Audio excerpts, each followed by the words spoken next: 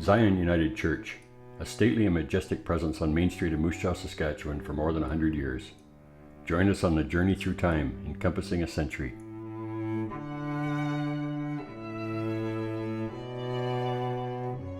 The year was 1883, and it was still early in the settlement of the Canadian prairies. The Methodist Church was one of the first churches to arrive and establish itself in Moose Jaw. The first church services of the Zion was held in the waiting room of the CPR depot for the congregation of a few dozen people.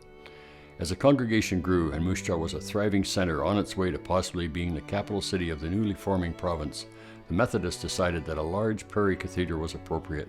Reverend Chedwing and now 400 Zion members accepted the task.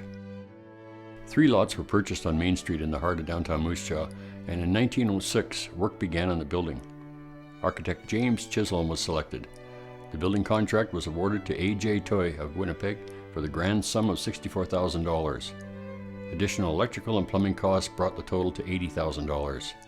The impressive Cassavant organ was purchased for $5,000, and the solid oak pews, seating more than 1,000, were added for the final $5,000. Completed 1 year later in 1907, Zion's congregation owned the most architecturally imposing building in the city, and the church was also established in the center of many of the community's activities. It has remained so to this day.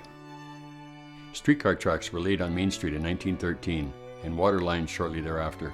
The street was wide and expansive, like many Moose Jaw streets of the time. Zion reigned supreme during the 1920s. The city flourished.